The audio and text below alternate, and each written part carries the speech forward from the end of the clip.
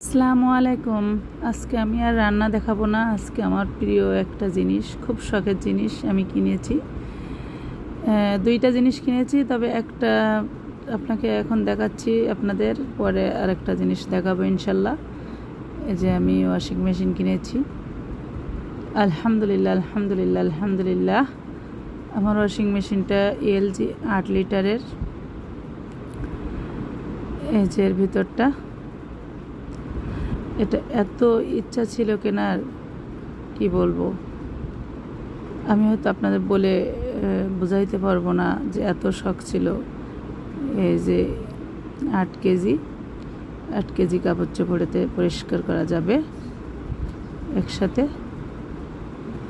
এই যে আমি এখান দিয়ে নিয়েছি আর কি। এই যে আমি বেসিংয়ের নিচে এখানে দিয়েছি।